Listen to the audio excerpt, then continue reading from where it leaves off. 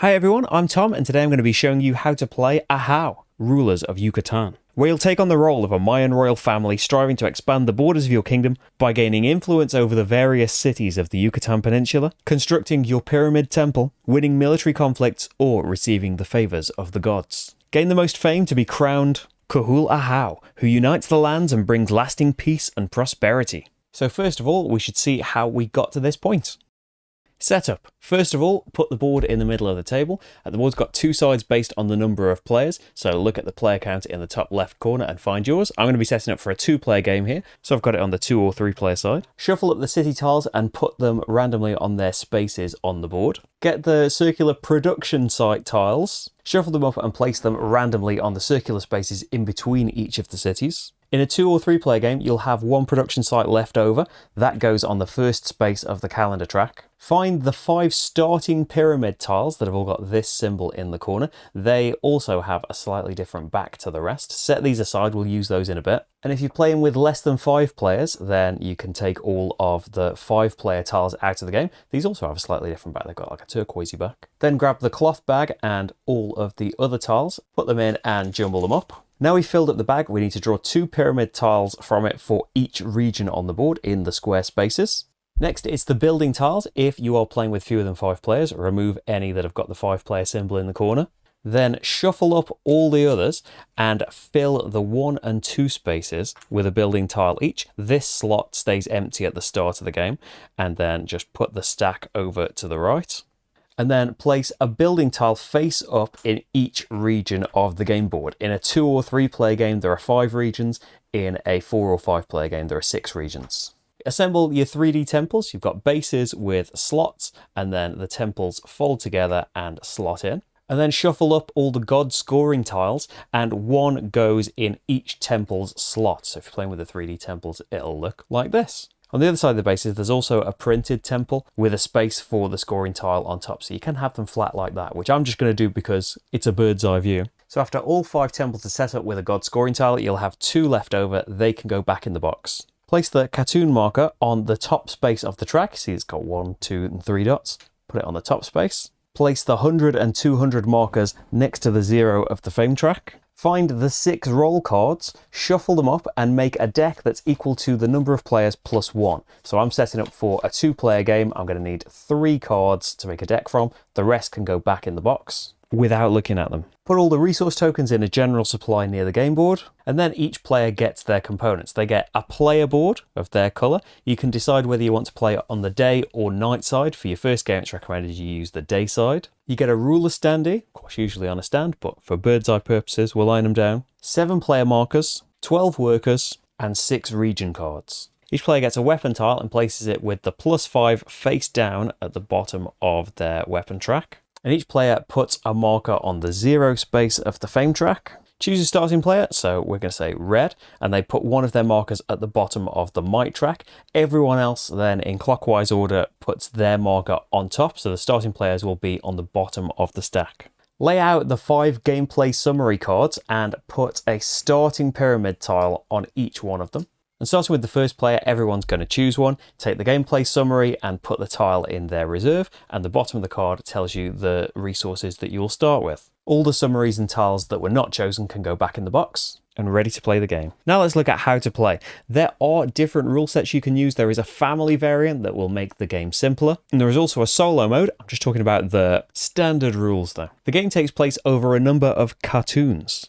Each one consists of 1 or more rounds, depending on when the end of the cartoon is triggered. The end of the game is triggered when a player has either completed their pyramid, placed their last worker, or at the end of the 3rd cartoon. Each round has a movement phase and an action phase. In the movement phase, we will pick cards from our hands to determine which regions our rulers will move into, resolving conflicts between players who have selected the same region. Then each player will take a pyramid tile from the region occupied by their ruler, place a worker in an adjacent city, and may summon a god corresponding to that city or produce resources. At the end of the round, if a cartoon has passed, a celebration will be performed during which fame will be awarded to players by the gods they have summoned during the cartoon, and to the players with the most workers in each city. Before we get started, we should look at a couple of things.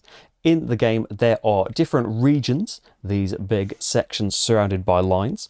There are cities that are adjacent to 2 or more regions. and there are production sites that are in between cities. There are 5 different resources in the game. Black is obsidian, yellow is corn, white is limestone, blue is water, and brown is cacao. The production site tiles on the board produce the corresponding coloured resources. So the yellow one would produce corn. Whenever you get resources, you get these tokens from the supply. There's no limit to the number of resources that you can have, and you can always trade for resources. You can spend 2 resources of the same colour to gain 1 resource of a different colour. And you can also discard 2 pyramid tiles that you have that are the same colour, or 1 colour and a wild, to gain the corresponding resource.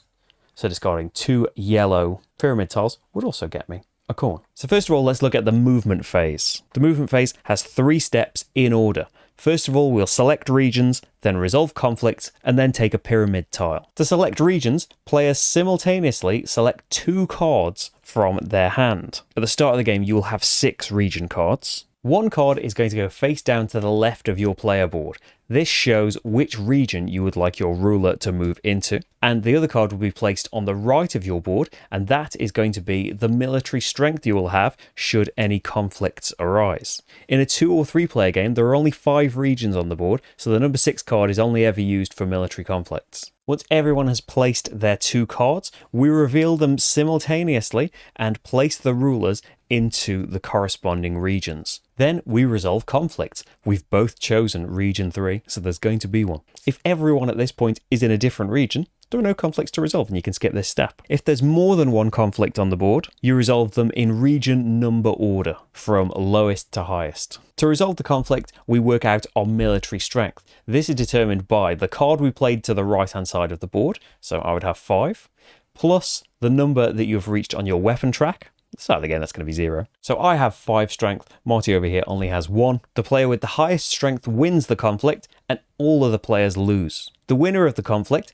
may move their marker 1 space up the might track. Whenever you move up the might track, you gain the reward of the space you just moved to. If there are already players on the space, then you go on top of their markers. And if you've already reached the top of the track and you would move up more, you just get 3 fame instead. The different rewards can be draw this many pyramid tiles from the bag, take this many resources of your choice from the supply, lay down one of your workers in any city. A laid down worker counts as 2 workers, which can be very useful as we'll see later. If you ever need to remove a worker for any reason, you could instead stand up a laying down worker and it just counts as 1 again, or you might just gain an amount of fame. Whenever a player loses a conflict, they gain a weapon, so perhaps making it more likely that they will win next time. And in this example, I've already used my 5 card, so will perhaps be less effective in conflicts in the future. So you gain 1 weapon and must move your ruler to an adjacent unoccupied region. So from 3, it could be 4, 5, or 2. If all the adjacent regions happen to be occupied already, the losing player can move their leader to any unoccupied region. So for losing the conflict in 3, let's say Marty would go over to perhaps region 5. Losing a conflict also means that you're not allowed to place a worker next to the region you lost the conflict in. We'll see more about placing workers later. If multiple players lose the same conflict, they move their rulers in order of strength, starting with the player who has the highest strength. All ties concerning military strength are broken by the might track. Whoever is highest wins the tie, and if you're all in the same space, whoever is at the top of the stack is highest. Once we've resolved all conflicts, we can move on to step 3, which is take a pyramid tile. Each player now selects one of the 2 pyramid tiles that is in the same region as their ruler and adds it to their reserve. We do this in region number order, starting with the player who is in the lowest numbered region. Or if everyone agrees, you can all do this at the same time, since you're all in different regions. So I think I would like this one, and Marty would like this one. Leave the spaces empty, we don't replenish the tiles until the end of the round. So that's it for the movement phase, and now we can move on to the action phase. Starting with the player whose ruler is in the lowest numbered region, and going in region number order, each player takes 1 turn and performs the following steps in order. Some are optional. Number 1, place a worker. Number 2, summon a god. This is optional. Number 3, produce or build. This is also optional. And then finally, discard and or redraw. So number 1, place a worker. Place one of your worker meeples in any of the cities surrounding the region that your ruler is in. And remember that if you had to move your ruler because you lost a conflict this round, you can't place your worker adjacent to that region in this round. So I could pop a worker there, standing up, because remember, lying down counts as 2 workers. It's a power that you can get. Not ideal for bird's eye viewing, I know, but it's a worker standing up. Remember, this is a worker in a city adjacent to where your ruler now is, not the region that you chose in the movement phase, because you might not be there after the conflicts have resolved. If at this point you now have a worker in each city surrounding the region that your ruler is currently in, and there is still a building tile in that region, you may take that building tile and build it for free. We'll talk more about the rules for building shortly. Step 2, summon a god. This is optional. After you've placed your worker in a city, you can summon the god corresponding to that city and use the power offered by that god. So here I have placed my worker in Lamanai, which for this game, because the tiles can be different every time, this city corresponds to Kinich Ahau, the sun god. To use a power, you have to work out your action strength. To do this, you count the number of pyramid tiles in your pyramid on your player board that match this god. So let's suppose I had already put a tile in my pyramid corresponding to the sun god. I would have an action strength of 1 to summon that god. You could also at this point choose to discard any number of tiles corresponding to that god and put them in a discard pile. Your action strength is the number of tiles in your pyramid and the number of tiles you just discarded. So I could at this point discard 1 as well and have my action strength be 1. The back of your player aid tells you all of the god's powers. If you don't have any matching tiles in your pyramid and you don't discard any, you can't summon that god. The colours of the tiles you use to summon the god don't have to match, but might determine the power that the god uses. If your summoning uses at least 1 matching pyramid tile from your pyramid, and you don't already have one of your player markers on the temple corresponding to this god, take one of your player markers and put it in the leftmost available space of that god's pyramid, and you may score some fame if you can do this early. Each player can only have 1 marker on each of the temples. Let's have a look at the powers of the different gods. There is Itzamna, the chief god. Their power is choose a colour used in your summoning, and for each action strength, you can take a pyramid tile of that colour, or a wild one, from the board, or draw a new one from the bag. So let's say I had 1 yellow tile in my pyramid. I would be able to take 1 yellow or wild tile from anywhere on the board. Or if I didn't want any of those, I could take 1 from the bag. There is Chak, the rain god, who lets you deplete a production site matching a colour used in your summoning, and you gain resources equal to the action strength. So let's say I had these 2 rain god tiles, and I wanted to deplete a blue production site. That's a colour that was involved in the summoning. My action strength is 2. I would pick a blue production site, deplete it, which places it on the next space of the calendar track. And my action strength was 2, so I would gain myself 2 water. When summoning the god of trade, you choose a colour that was used in your summoning. For every action strength you have, you may move 1 of your workers to an adjacent city, and each time you move a worker, you may trade with or for a resource in your chosen colour. So let's say I have 1 yellow god of trade tile. So we're choosing yellow and we have strength of 1. I could move a worker to an adjacent city, and then I could trade 1 of my resources for the yellow resource, corn. Or if I already had a corn, I could trade it away for 1 of something else. The sun god over here lets you take back cards that you have played. They can be in your discard pile, they can still be beside your board because you've played them this turn. So I would have an action strength of 1. Activating this god, I could take back a card into my hand and get it played next turn. You can also lay down 1 of your workers that's adjacent to a production site, matching the colour of a tile you used for the summoning. So I would only have a black tile. If I had any workers adjacent to the black production sites, I could lay them down, and now they count as 2 workers. Brilliant. And finally, we have the Jaguar God of the Underworld. Remove 1 of your workers adjacent to a production site that matches the colour of any of the tiles you used for the summoning. So in this case, it will be black or brown. Hey, I've got a worker adjacent to black. I could remove it and gain a fame for each action strength. It would be 2 action strength. I would gain 2 fame, 2 points. And you may advance a space on the might track, getting rewards. Bear in mind that if after you use powers to move or remove workers from cities, and you no longer have any workers in that city, you aren't going to be able to build this turn, but you might still be able to produce. If you have any lying down workers, instead of removing a worker, you can just stand them back up and they count as 1 again. Step 3 is produce or build, where you can either produce or build, but not both. This is an optional step. If you choose to produce, select a production site adjacent to the worker that you just placed. Let's say I pick this corn production site over here. For each worker you have in a city adjacent to this tile, so every worker in this city or this city, I gain 1 resource of the production site's colour. So here I would gain 1 corn from the general supply, and then you take that production site tile and put it in the next available space of the calendar track. That site is now depleted and will not produce any more resources during this cartoon. If there are no empty spaces left on the calendar track, because you're finishing off a round after a cartoon celebration has already been triggered, then you can just place your depleted production site tile on top of any others that are already on the calendar track. Or you can build pyramid and or building tiles. You get a number of builds equal to the number of workers in the city where you placed your worker this turn. So at the start of the game, not many, but it can build up as the game goes on. So I would get to build 1 thing. To build a pyramid tile, take 1 from your reserve and spend resources to place it in your pyramid. There is a little reminder on each space. It costs 1 resource to go in the bottom tier, 2 differently coloured resources to go in the second tier, 3 differently coloured to go in the third, and 4 to go on top. At least one of the resources you pay has to match the colour of the tile that you're building. So if I wanted to pop this in my pyramid, I would have to spend any one of my resources, pop it at the bottom. Of course, to place in tier 2, there have to already be 2 tiles underneath it. Otherwise, it's just going to fall straight down into it. And you can gain any rewards on spaces where you have now placed a tile. So you might move up on the might track, or you could gain a roll card. Now there are 6 possibilities, but there are only going to be cards equal to the number of players plus 1 in your game.